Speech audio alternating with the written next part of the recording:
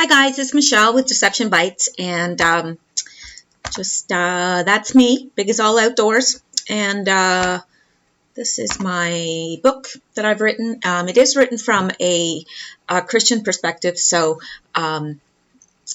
just wanted to throw that out there. But it's available on Amazon, and let's get started. I've got some really interesting things today. Well, I think they're interesting. I'm hoping that you will find them as interesting as I do. So I'm just going to jump right in here. We're back on track with the Q posts, and I've got a lot to cover. I don't know if I'm going to get through it all in one, or I may have to break it in two. I'm not sure, but we'll see how we do. So picking up from where we were, November 5th, 2017, 2:06 a.m., and Q says, correction, Hillary Rodham Clinton was a puppet, but her strings were recently cut. Now she's now on her own and fighting for her life. Q. I think that's pretty self-explanatory. I mean, it looks pretty obvious that, she's been deserted and she's out there on her own now. So I don't think that I need to go into any more detail about that. Now, November 5th, 2017, 2:14 a.m. And we've got several of these little posts, and then we've got a large post that is going to have a lot of juice in it. So this one says, review my other threads. This is why complete graphics are so important. Now, when he's saying this is why complete graphics are so important, he was encouraging them on the 4chan forum to make one graphic that had all of his posts on it. And he's saying that's why, that graphic is important, because I don't know how much you know about 4chan, but it's very hard to follow that forum, to follow the posts in there. I find it very hard. So anyway, Barack Obama paid the debt prior to leaving office. Hillary Rodham Clinton is not currently in Saudi Arabia. Bill wants a deal. Playing the former president card. So he's saying Bill Clinton is playing the former president card. Watch the cookie quickly crumble. Where does Soros fit in? We're going to see a few posts later where Soros fits in. And Godfather 3. Now, someone had told me that Godfather 3 is not Obama, and they told me what it is, and now I can't remember, so I'm going to have to go and review those comments. And someone else sent me quite a bit of information on Las Vegas, and I want to review that before I comment on it, because and I haven't had a chance to do that. But I do want to mention that I was saying that it was on floor 33, and I knew in my head that wasn't right, but it's 32. And I think what was happening is I was thinking like 33, like Masonic, the 33rd degree. But anyway, that's how I was thinking, that it was the same floor as, whatever. Anyway, I do apologize for that, and I'm thankful that, the listeners are so on the ball, because you guys really have some good comments and throw in some good information and I really appreciate being corrected, because I don't want to be giving out wrong information. So thank you for that. Now, let's go on. November 5th, 2017, 2:17 a.m. What happened in Saudi Arabia will happen here. And he's talking about the purge, of course, that happened in Saudi Arabia with the cleanup of the corruption there. And he's saying that's going to happen here. And I think we're seeing that. I think we're just seeing the start of that. Asia and the European Union. And I do believe that. Keep digging and keep organizing the info into graphics. Critical. God bless. Hillary and Saudi Arabia. And he keeps saying that because it's key. And Snow White, which is Snowden, and Godfather 3, which, again, if somebody could put in the comments, because they corrected me on that. Q. So let's go up to the next one. And these little ones are pretty, self-explanatory. I don't need to. November 5th, 2017, 2:26 a.m. Amazing how things make sense once you're asked a question. That's the entire point of this operation. It's up to you all to collect, archive safely, and distribute in a graphic that is in order with the crumb-dums. I think he means crumb dumps, but it will all make sense. Once it does, we look to you to spread and get the word out. Timestamps will help you validate authenticity. Your president needs your help. He wants full transparency for the great people of this country. Everything stated is for a reason. God bless, patriots. Q. So, and we know that the reason that he's asking these questions, in asking the questions, he's really giving us the information. He's not spoon-feeding us the information, but he's, for those of us that want to, it's pretty easy to go out there and research and see what he's talking about. And it's, the picture's a little, wow, I didn't know when I started this little journey here how, what I'd find. And it's just, I don't know, it's making me uneasy, but on the other hand, it's exciting as well. So let's go on. I wonder what I'm going to talk about when we get through the Q posts. Anyway, this is a good juicy one right here. Okay. November 5th, 2017 at 6:15 p.m. And he says, game theory. Define. Why is this relevant? Moves and counter moves. Who is the enemy? False flags. Shooter identification. Shooter history. Shooter background. Shooter family. MS-13. Define hostage. Define leverage. MS-13. Shooter. Family. Hostage. Force. Now, I'm going to, instead of just reading the rest of it, I'm going to go back and explain some of this as I see it. I'm not God. I don't, claim to have all the answers, and I think that's why it takes all of us looking at this and,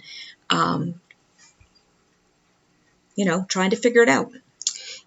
Game theory. Now, game theory, he's asking us to define it. So I'm thinking if he's saying define, he wants us to define it. So game theory is the study of mathematical models of conflict and cooperation between intelligent, rational decision makers.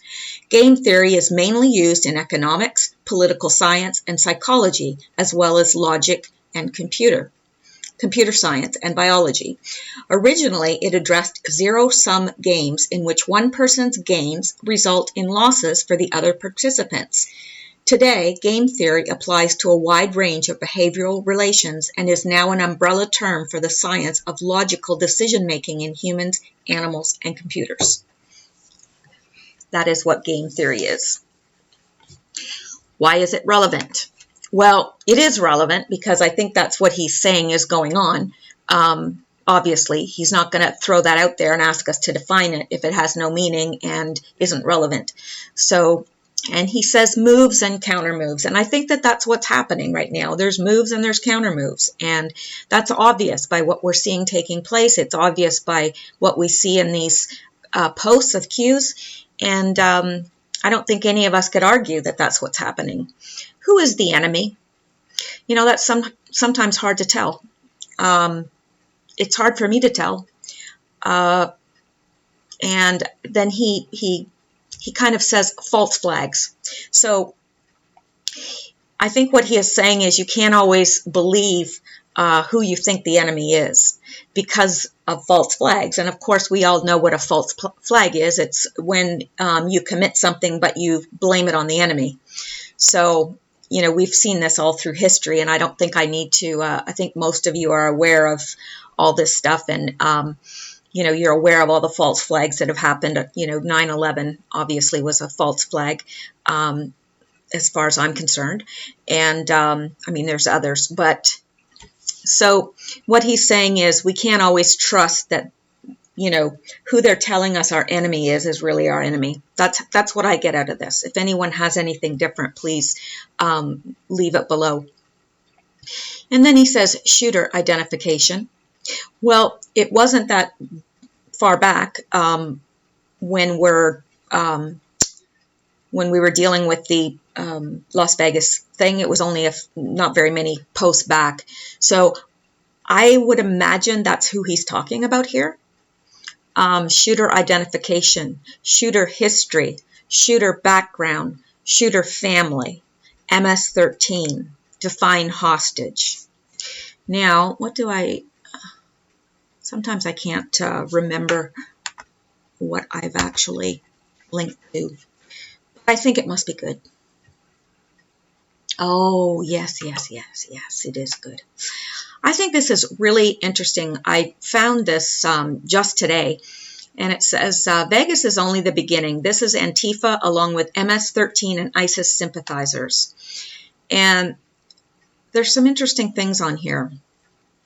Today, the nation has awakened to the and of course this is old news, but today the nation has awakened to the tragedy of another mass shooting. This time it was in Las Vegas. Over 50 people are dead with hundreds wounded. And then he goes into the Fox News report, which, we don't need to do. We've all heard the news about that. Now, this is what is interesting. The irony of this event was that I was working on a fifth column story, and I'm sure you guys know what fifth column is. If you don't, it's a term that they use when the enemy kind of attacks from, they're within an organization and they attack from within. So you don't really know they're your enemy. You think that they're your next door neighbor, your friend, whatever. That's called fifth column, like that would be a fifth column attack. Okay, I was working on a fifth column story in which it is becoming clear that America is going to be hit by a series of fifth column attacks. Yeah, I believe that. I've believed that for a long time. Paul Watson reported that Antifa is planning massive attacks upon America in an attempt to start a civil war. I have no doubt that this is exactly what we are seeing in Vegas. Of course, the mainstream media will spin this story to control the narrative, and of course, we've seen that, and we're going to see why in a couple more posts. We're going to see why it's so easy for them to spin this. So, yesterday I received intelligence information that Antifa had joined forces with ISIS and MS-13, the hitmen of the drug cartels who are in business with the Muslim Brotherhood and ISIS. I was told what I had predicted months ago about a coming series of Tet offensive style of attacks were to take place inside of the United States. And I'm not going to go to that podcast, but because I just wanted to kind of touch on this. It had some good information, even though it's an old article. It had some good information because it shows that this blogger had information about the attack before it happened. So how could that be if it was just a lone gunman, some crazy man with, wanted to kill people for whatever reason? Paul Preston of Agenda 21 Radio has reported that mass shootings will take place in California in support of CA Exit, and that this came from an insider at a meeting about Cal Exit with, that really doesn't make sense because it just leaves that off there. But most are familiar with the concept of fifth column insurgency, in which a terrorist group lives among and blends in with its intended victims until the moment to strike is at hand, and then they carry out their mission with a vengeance against the indigenous people. The Viet Cong is one of the best examples of these tactics in recent American history. Most countries who have fifth column forces within their country are normally only dealing with a single force. The United States is dealing with multiple insurgent forces at the same time. Previously, I reviewed Judicial Watch's revelation regarding an ISIS base camp 8 miles from El Paso, and that these ISIS members are making their way across our border with the help of drug cartel coyotes. For the past few years, I have documented the presence of foreign troops on our soil who are training for martial law. In the summer of 2014, I documented how the Border Patrol were ordered by DHS to ignore MS-13 members, and Q also told us that, if you'll remember from the last video. The Border Patrol were ordered by DHS to ignore MS-13 members who were crossing the border. MS-13 is utilized by the Sinaloa cartel as assassins who primarily target uncooperative public officials and journalists. As if the presence of these 3 insurgent groups inside of the United States were not bad enough, we are witnessing the development of 2 more insurgent groups, and the government and its intelligence operations are doing nothing to interdict these 2 major threats to national security. We are now witnessing ISIS recruiters operating domestically as they are recruiting American college students. Yes, I heard about that.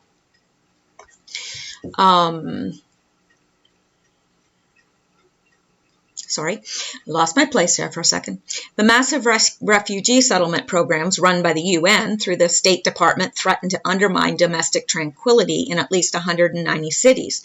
The State Department is still dirty as dirty can be. Of course, what would one expect after several years of leadership under Hillary Clinton? I have previously reported that ISIS recruiters were operating out in the open in Seattle.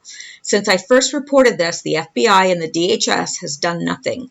The quality of life in America is about to take a sharp turn downwards, and here is why. Sputnik News, another foreign news entity, have discovered that there is an ISIS recruiter in a mid-20s journalism student. Discovered that there is an ISIS recruiter. The person that wrote this really needs to proofread it, but is a mid-20s journalism student who goes to football games, eats cheeseburgers, and in her spare time, she recruits American college students to ISIS for the purpose of waging a fifth-column war against Americans on behalf of Muslim extremism. And as I previously reported, the ISIS recruiter's identity was publicly blown and she had to flee Seattle. However, it was not the FBI who discovered this fifth-column recruiter operating within our midst. Amazingly, it was news reporters from the United Kingdom. And he shows the original. Now, just one second. And he's saying, when I first reported on these events, people were shocked, but because this story was not widely reported and it did not appear in the mainstream media, people quickly forgot about it. Well, America, since that time, the threat has increased exponentially. In the following brief interview, we're not going to go to that interview, but I'm wondering if there was something else here. No, but some interesting information. Yes, maybe a little bit of a rabbit trail, but some interesting information. So, shooter history. We don't know too much about the shooter history. I know he made a lot of money in real estate, and apparently he was a big gambler. Well, as I stated last time, I don't believe that he got all that money from gambling because, casinos aren't set up that way. They're just not set up that way. You don't, you just don't keep winning money. You win, you might lose, you might win, you might lose, but, the casinos are not going to take huge losses. It's not set up that way. Shooter family. And personally, I don't believe it was this guy that did it. I think that he was a patsy. He was a 64-year-old man. He was not in the best shape. I don't believe that he carried all those weapons up there. And why would he have taken all those weapons up there? I mean, honestly, why would he have taken all those weapons up there? It doesn't make sense. When you think about it logically, he couldn't possibly have used all the weapons that were in that room. So why did he have them? There's just so much. There is so much that doesn't make sense about it. But I'll go on. MS-13, define hostage, define leverage. MS-13, shooter, family, hostage. So is he saying that the shooter was a hostage? Force. Honestly, I think so. That's my belief from looking at this, is that Q is telling us that the shooter was a hostage. I don't know that for a fact, but it would seem that that's where he's leading us to. Define hostage, define leverage, MS-13, shooter, family, hostage, force. And then down here, we have narrative, race, background. Why is this relevant? Flynn. What is Flynn's background? Now we're getting into something that I found very interesting. Okay. He says, what is Flynn's background? I'm sorry, I think my cat just threw up. I guess that it can wait. I was just making sure she's okay. Casso. Sorry. That was a very rude interruption, wasn't it? I hope you didn't hear that. Why is this relevant? Flynn. What is Flynn's background? Okay, so Flynn is a former head of the Defense Intelligence Agency under Obama and was ousted from his Trump administration role as National Security Advisor after it came to light that Flynn had lied about the nature of his conversations with the Russian ambassador. Now he's the focus of controversy, complete with an investigation by the Pentagon's watchdog over payments he received from foreign governments, including Russia. We were interested in Trump's statement that, I got this off a news site, we were interested in Trump's statement that the Obama administration approved Flynn for security clearance, especially given that he was forced out of his Obama-era role in 2014. We found that Trump has it right. But that doesn't affect the main allegation against Flynn, that he didn't properly disclose payments he received from Russia as required by law and Pentagon policy, nor does it excuse any oversights the Trump team made while considering Flynn for a White House role. So, Flynn's background is in intelligence. What was his rank? Well, he was head of he was a director of Defense Intelligence Agency, the DIA. And he was also, he had another, I don't know if it's in there, but anyway, that's what he did. What access or special privilege? Well, he would have had, as the director of Defense Intelligence Agency, he would have had like the top clearance. So why is this relevant?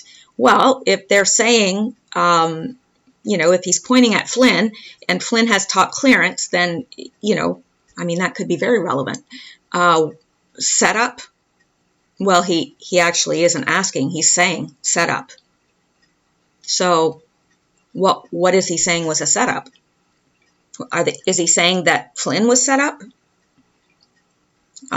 Is he saying that he was set up because Flynn was in his, in his administration? And I'm not sure. I'm not sure what he's saying here.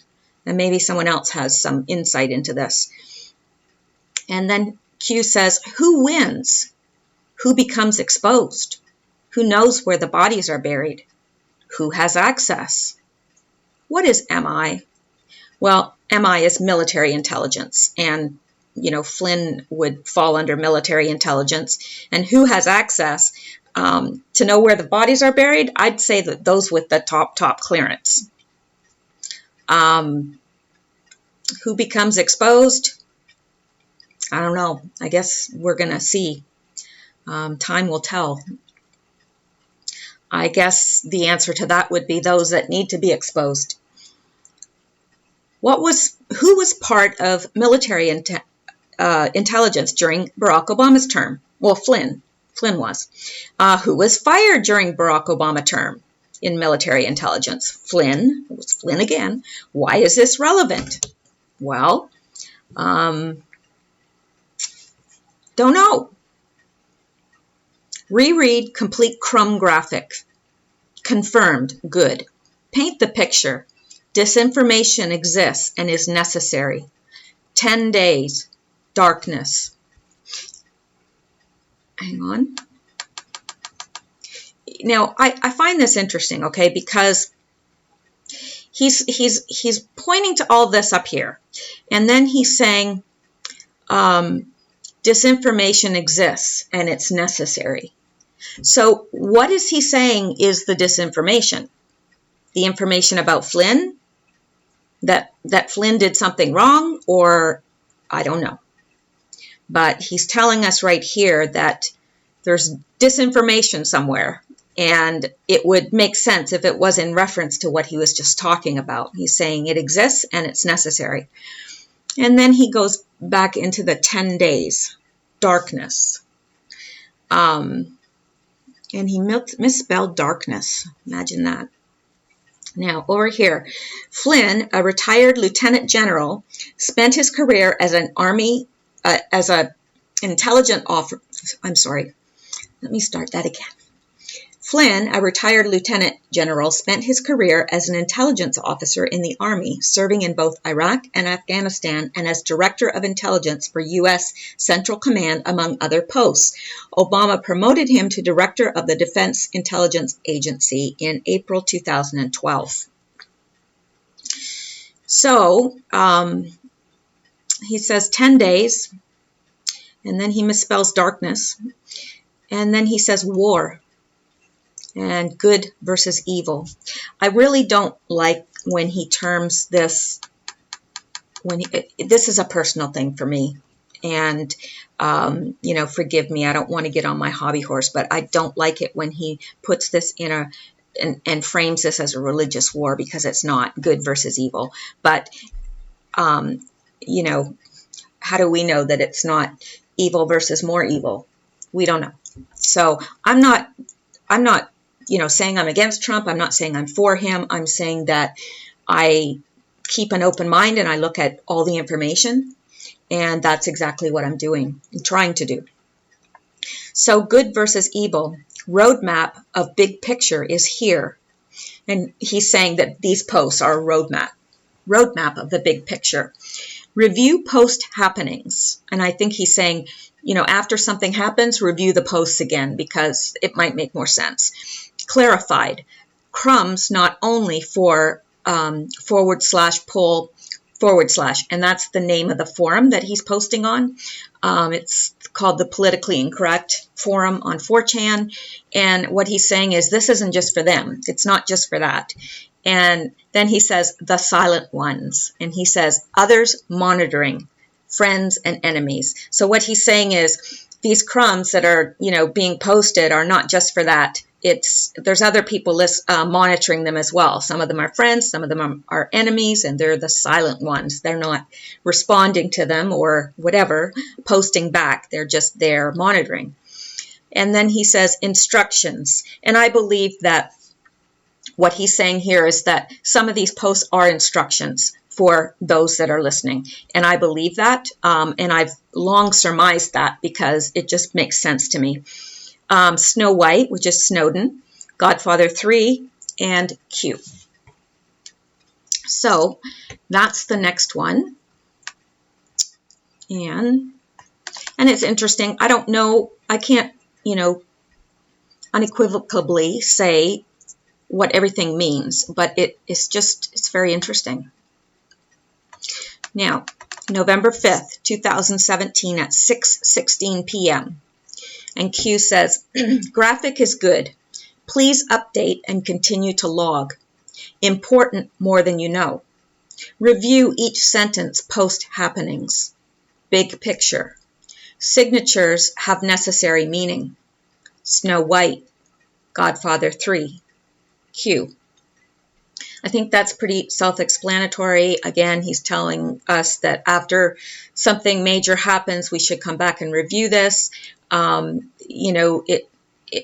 This contains the big picture, and the signatures have necessary meaning. And by the signatures, he's talking about Snow White, Godfather 3, all the little signatures he puts in there, like Alice and Wonderland. So go up to the next one. Now this had some stuff that I was not aware of. Let me tell you, it kind of blew me away. And after this one, I'm going to stop so that these don't get so long. Anyway, November 5th, 2017, 6:40 p.m. U.S. assets. Location. Who was arrested in Saudi Arabia? Define. Now, who was arrested in Saudi Arabia? I think the biggest person that was arrested, there was several arrested, but I think the most important person was billionaire Al-Walid bin Talal. And I didn't really understand what a big fish he was. I really did not. And I'm actually quite shocked in looking into it. So let me see where I started off here, because we've got some splaining to do here. Okay. Well, let's start here. I don't think I have any more up here. Okay. Okay. Billionaire Al-Walid bin Talal bought 30 million shares of Twitter to suppress Saudi atheists and women and to influence the U.S. election. He has donated to the Clinton Foundation and the McCain Institute. He is deeply connected to George Soros. Now, we're not surprised at this, although the 30 million shares of Twitter, all of a sudden it went ding, ding, ding, because, Trump's Twitter went down. I don't think that's a coincidence. I'm just going to take a quick drink here. My mouth gets really dry. And it's cold up here, so I've got electric heat, and it just dries the air out like crazy. Okay, let's get back on topic. Now, this is an important link. Apparently, that's what I wrote there, so it must be. And it is, yes. Sorry. Saudi prince pledges $32 billion to charity promoting Islam while censoring criticism of it. This had some interesting information in here. Oh, I am so sorry. There we go.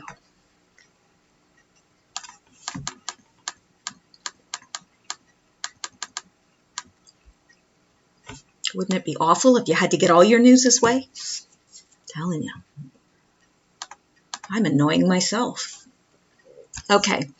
Al-Walid has already spent so much money, as this piece shows in part, that he could be a prime explanation for why the mainstream media marches in lockstep in favor of Sharia and whitewashing jihad, with a Nari, dissenting voice, standing for freedom. And it is going to get much, much worse. What he has spent so far is just a drop in the ocean compared to what he is going to spend now. Arab Bill Gates, I think they're being a little bit facetious there. Arab Bill Gates could turn Sharia creep into full trot, and that's from Investors Business Daily.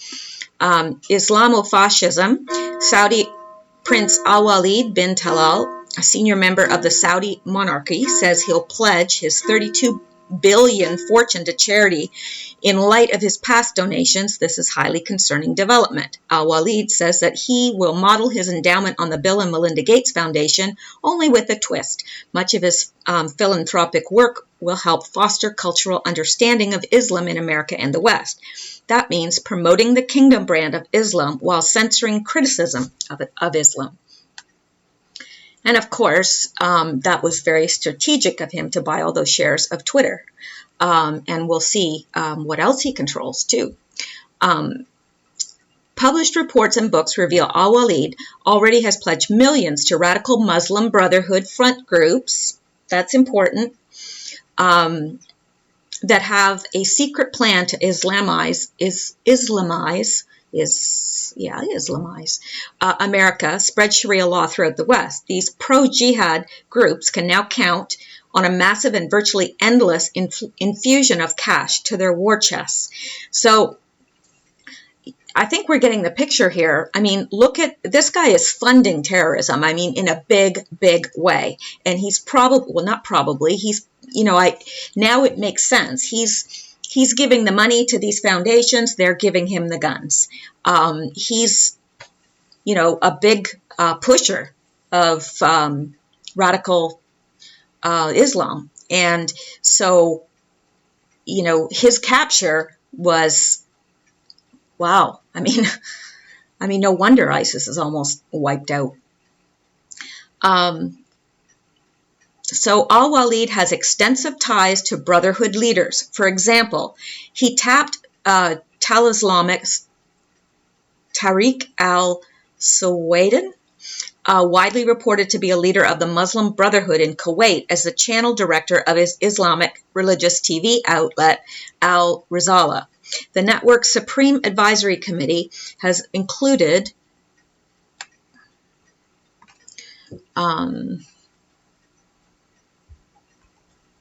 I lost my place. I'll find it. Oh, okay, here I am. Sorry. I think my brain is fried tonight because I've been studying very, very hard for school. Abdullah Omar Nazif, whom ex-federal prosecutor Andrew McCarthy said is a major Muslim Brotherhood figure who has helped raise funds for Al-Qaeda. Al-Walid made headlines after 9/11 when he donated $10 million to the World Trade Center Fund, only to have the then New York Mayor Rudy Giuliani return the check. After presenting the money, the Saudi billionaire issued a press statement blaming the terrorist attack on U.S. support for Israel, while our Palestinian brethren continue to be slaughtered at the hands of the Israelis. The next year, al-Walid donated a whopping $27 million to a Saudi telethon for the violent Palestinian intifada against Israel, according to the Clarion Project. Also in 2002, he gave $500,000 to the Washington-based Council on American Islamic Relations, which federal authorities have linked to the Muslim Brotherhood and Hamas. In 2005, moreover, he spent $40 billion to expand Islamic studies at U.S. colleges, donating $20 million to Harvard University to create a campus-wide Sharia law studies program, while pumping another $20 million into Georgetown University for a Muslim-Christian understanding program run by notorious Islamic apologist John Esposito. Yep. Despite fawning press reports, al-Walid's charitable pledge is no cause for celebration. It's cause for alarm. His billions will finance Islamist pressure groups who exist to force Western civilization to yield to Islamic no-go zones, Sharia courts, and blasphemy laws. If unmatched by patriotic philanthropists, the Saudi prince's huge endowment could be a major setback for state and local efforts to push back Islamization. So I just wanted you to be aware of who this guy is, and we're about to find out even more about who he is. So this is interesting. Media mogul al-Walid already has high-profile stakes in media groups, News Corp, Time Warner, CNN's parent company, and Walt Disney. Huh. Do you think that could be why CNN is so pro-Islam? I mean, it makes sense to me. Oh, I put jaw-dropping on this one, so we'll have to go there. Let's drop our jaws. See what this is again. Yes, this is very interesting. It says, please read. It will help to connect the dots. And it did. And this is the dude, al-Walid. I don't know. Maybe it's just because I know what he stands for, but I don't know. It's an ugly mug. Very unfortunate looking. Following are a series of news articles and information about the same person. Please keep scrolling to read the various articles, and it will be easy to connect the dots. So let's just do that. Who owns CNN? AOL, Time Warner, is owned by Prince Al Walid bin Talal, the Saudi billionaire. There you go. He owns CNN. Yeah. So, and that came from CNN's own website, so I don't think that they'd lie about it. Why would they? The answer might surprise you, or maybe not. Ever wonder why CNN and Time are so blatantly pro-Islamic? Why, yes, I did, now that you ask. Ever wonder why these weasels are too eager to toe liberal Islamic propaganda? Why, yes, I do wonder that. A good chunk of AOL Time Warner is owned by Prince Al Walid bin Talal, the Saudi billionaire. It is well known that Prince Al Walid is a front for the Saudi royal family. All of the oil money that is swindled from Aramco, the Saudi oil company, is invested by Prince Al Walid and his company. Interesting. And he added $450 million to existing shares in AOL Time Warner. The price was very cheap, at around $23, the prince said. I believe in the power of the AOL brand, and I am already a shareholder in this global media giant. Therefore, when the price reached lucrative levels, we decided to increase our stake. The weakness in AOL stock price is temporary, as it reflects the temporary weakness in several areas in which it is involved, Al-Walid said. Why would you want AOL? Gee. Saudi prince changes Fox's Paris riots coverage. Imagine that. Oops. I'm telling you, I have trigger finger here.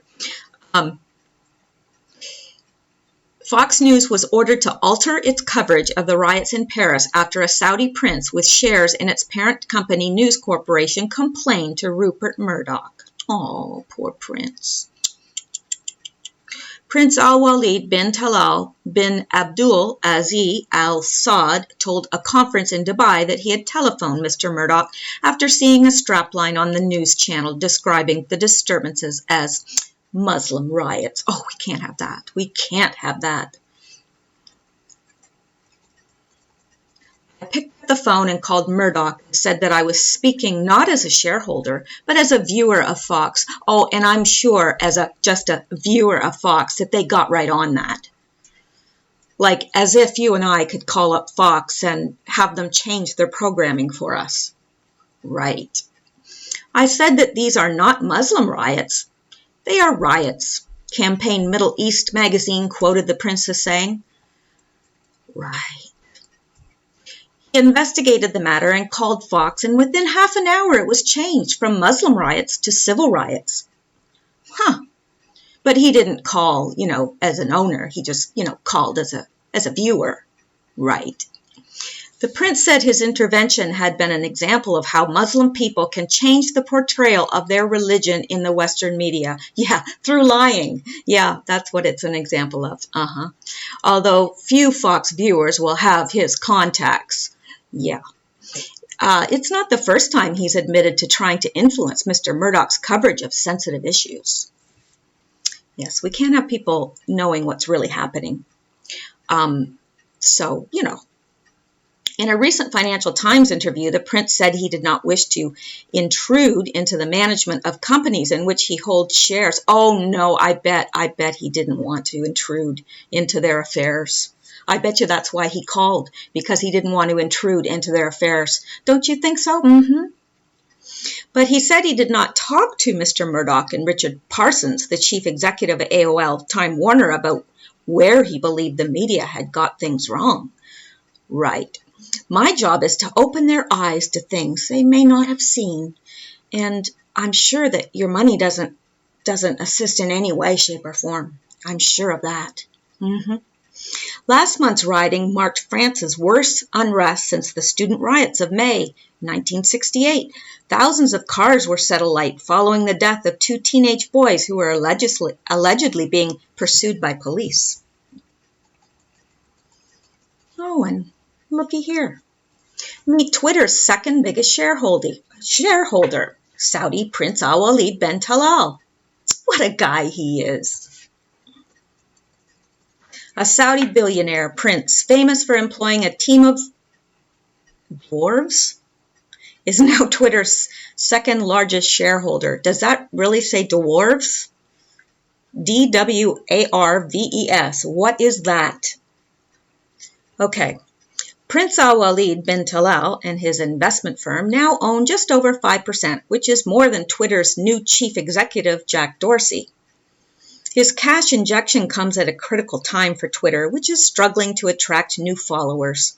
Saudi Arabia is said to be home to 40% of all active Twitter users in the Middle East. Rich list.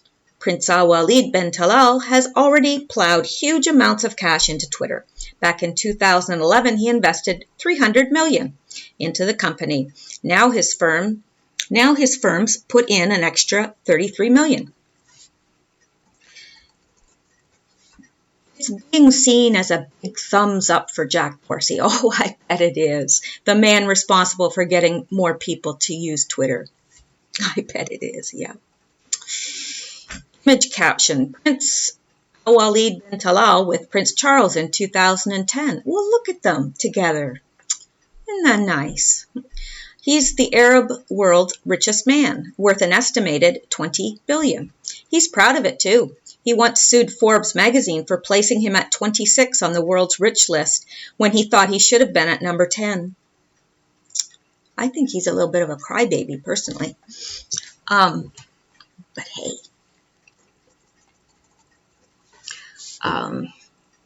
Saudis on social. His interest in Twitter is not surprising. The prince is already a big media player, owning broadcasting organization and stakes in Disney, 21st Century Fox, and News Corp. Although he's part of the ruling Saudi royal family, he's a businessman, not a politician. Well, then maybe he should stay out of politics. What do you say? He's considered to have Western views. Oh, yes. You got to be kidding me. He thinks he has Western views? Right.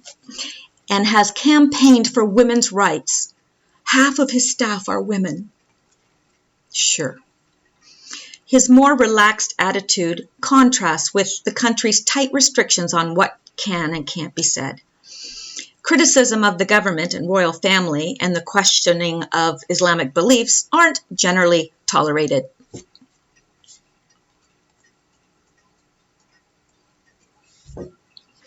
Image caption, the prince with his former wife, Amira, and she is beautiful. I don't know what she is doing with a man like that, personally. She's an absolutely gorgeous woman. She could, I don't know. He often wears suits and shades instead of traditional Arabic dress. The authorities openly admit that widespread filtering takes place online, which targets pornographic, Islam-related human rights and political sites. Social media is blooming as more and more people get smartphones. Saudi Arabia has the highest per capita YouTube use of any country in the world. Naturally, the prince is on Twitter with 3.82 million followers. He likes posting photos of himself. Well, of course he does. With important people. That's what narcissistic people do. Oh, and there he is again. There he is again. And there he is again with Bill Gates. Oh, I'm so impressed. He also employs a lot of dwarves. I don't know. Does that really mean dwarves? Apparently they're for his entertainment, although he says they're grateful for work in a country with high unemployment. I think it does mean dwarves. Wow. The guy employs dwarves. Okay, giving his fortune away. In July, Prince Al-Walid bin Talal announced that he would be donating his entire fortune to charity. And it's quite a fortune. As well as the cash, there's the obligatory fleet of private planes, a super yacht, hundreds of cars, a zoo, and his palace with several hundred rooms. He was inspired to give it all away by Microsoft founder Bill Gates. The prince says he hopes to help build bridges to foster cultural understanding, develop communities, empower women, enable youth, provide vital disaster relief, and create a more tolerant and accepting world. And he's going to do that by funding terrorism. Okay, well, I added that part. In there, the Prince Al-Walid bin Talal Islamic Studies program at Harvard University. Yep. Soros and Al-Walid, a tale of two big shots. George Soros, the leftist power behind the throne, a puppet master for Obama and other liberals. In fact, he bears a slight resemblance to Darth Sidious, aka Palpatine from the Star Wars saga. Don't know who that is, I'm sorry. Thus, he is a master of manipulation. As a teen in German-occupied Hungary in 1944, Soros accompanied a Hungarian official named Bombach, who was in charge of delivering deportation notices to the Jews of Hungary, as well as confiscating their property. Soros, claiming that he was just a spectator and did not participate, said he felt no guilt. In fact, he stated that 1944 was probably the happiest year of my life. He added that despite the danger around him, his father bribed Bombach to keep his Jewish identity a secret, he did not feel like he was in any danger. Probably Soros felt he was superior to his fellow Jews. And why he was not interrogated by Allied officials after the war? Good question. Because it seems odd that someone of the Jewish faith would accompany a Nazi collaborator who went around delivering deportation notices and not feel any remorse. Soros, who would go on to be an entrepreneur, investor, and liberal philanthropist, creating or supporting leftist organizations, not to mention their causes, he probably feels superior like he did back in 1944. But like anyone else, he has suffered defeat. He unsuccessfully tried to get John Kerry elected president in 2004. He was convicted of insider trading by the French government. I'm sure Obama will not let him be deported. Soros is also being sued by his ex-girlfriend, Adriana Ferrer, a Brazilian actress and entrepreneur, for reneging on buying her an apartment. Ferrer also claims Soros assaulted her. The lawsuit is pending. Soros is not the only manipulator who opposes liberty. Saudi Prince Al-Walid bin Talal is also an entrepreneur, investor, and philanthropist. I was flipping through the channels once when I saw him interviewed. He looked like a mobster. And while Soros is driving force behind leftist causes, Al-Walid naturally supports the Islamic cause. His $10 million donation to New York City in the aftermath of 9/11 was returned after he stated that the American government should re-examine its policies in the Middle East. Hence, he believed America is to blame for the problems in the Middle East, and he blamed the donation check being returned on, quote, Jewish pressures. He has also donated money to various colleges and universities for the purpose of their having Islamic Studies Department, and donated money to CAIR, Council of American Islamic Relations. So I felt that was really important to read. I know it took a while to get through, but important, very important. So also, in reference to Soros, because down here, well, let me just read here so I can catch us up here. Who was arrested in Saudi Arabia? It was billionaire Al-Walid bin Talal. Define, well, I just did. Background, Muslim Brotherhood, and then he just says Huma. And I think he's referring to, Huma. And she's got ties to the Muslim Brotherhood as well. Foundations, well, he's tied to the Clinton Foundation, and institutes, McCain Institute. Soros, yes, he has ties to George Soros, and George Soros has ties to the Muslim Brotherhood. Several European Muslim Brotherhood organizations disguised as civil rights groups have received funding from George Soros, open society foundations, mostly to combat Islamophobia, a concept created by Islamists to demonize criticizing Islam. So, I'm just going to take a drink. All right. So, who was killed in Saudi Arabia? Now, I did look this up, and the only person that I could possibly think that this is referring to, but again, if someone knows differently, please correct me down below, because it's evident that people are reading the comments, and I want me to be corrected if I need correcting. According to a source in Saudi Arabia who spoke to Middle East Eye, Prince Mansour bin Mukrin, former deputy governor of the Asir region and a businessman, son of former crown prince, was killed while allegedly attempting to flee the country with his private helicopter when it went down and disappeared from radar on November 5th. Now, this is on November 5th, too, that he's writing this. So, I don't know, and I don't know what the time difference there is, but this was written at 6:40 p.m. I'm not exactly sure on November 5th when this guy died. When it says his plane went down, well, I think that we can generally surmise that it was shot down, because planes just, don't go down like that. And it says that he was shot while attempting to flee. So, he was killed while attempting to flee. So that's what I would say, is that that's who they're referring to. And then Q asked, who fired? Well, we would have no way of knowing that unless he's actually referring to somebody else, and I don't know. Who fired? Not sure. And then he asked this question, which is interesting. Who really fired? So whoever we think fired didn't fire. So maybe he's saying that the Saudi Arabians didn't fire upon him, that Americans did. I don't know. But then, and this is given further credence, because then he asks, why would we fire? So he's saying, who was killed? And I answered that. Who fired? I don't know, but it was probably the Saudis. That's who I would assume. But then he asked, who really fired?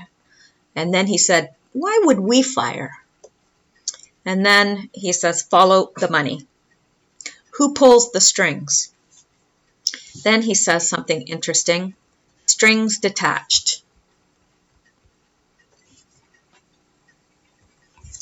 Yeah, who pulls the strings? The strings are detached. Open season on puppets. I think we all know what that means. Who are the puppets? Well, I think we know who the puppets are, really. I think Hillary was a puppet. I think McCain was a puppet. I think Obama was a puppet. We know who the puppets are. Where are the puppets? I think that they're everywhere. I don't think they're he's just talking about America. And he confirms that below by saying global. Where are the puppets? Global. It's not just America. And then he says mainstream media. Mockingbird. Now remember, Operation Mockingbird, and we've talked about this before, but just in case you've forgotten, Operation Mockingbird was an alleged large-scale program of the United States Central Intelligence Agency that began in the early 1950s and attempted to manipulate news media for propaganda purposes. And I do not for 1 minute believe that ever stopped. It's quite evident. So then Q says secret agents. So he's talking about it's open season on puppets. Well, who are the puppets? And where are the puppets? Well, they're global. They're everywhere. But then he goes down here, mainstream media. And I think what he's saying is there's puppets in the mainstream media. They're global and they're in the mainstream media. And then he cites Project Mockingbird. So they're there to influence. They're there for propaganda purposes to influence and manipulate. That's what I believe he's saying. And then he says they're secret agents. So he confirms that I'm on the right track here, or that we're on the right track here, because then he says A. Cooper, family background. Well, I believe he's talking about Anderson Cooper, and I did not know this, and I was shocked. He is the son of Gloria Vanderbilt and a descendant of Cornelius Vanderbilt. Did you know that? I actually was quite surprised. I've always felt that he had good breeding because of the way he holds himself. And now I don't necessarily have any respect or whatever, but I just always felt that he carried himself with a great deal of class on camera. But so he does his job well, and I just, to me, he looks like he's had that type of breeding. Why is this relevant? Well, he's a CNN anchor. CNN is owned by Al-Walid bin Talal. So, like, we can connect all these dots. And it's actually quite alarming. So, I just think that's very, very interesting. Very, very interesting. And I think we've known that there were agents in the media. I mean, it's really evident and has been for quite a while now. So it's not that it's so surprising. I don't know. I don't know why it's so shocking. I guess I just felt it would be covered up forever. But I'm glad it's not, and I'm glad that somebody has the guts to bring it out in the open. So this is where I'm going to stop for now, and we'll pick it up maybe later tonight, probably tomorrow. Still have some schoolwork to do. So anyway, thank you guys for listening, and make sure to comment below and like and subscribe if you wish, and I will talk to you guys later. Hope you have a great evening.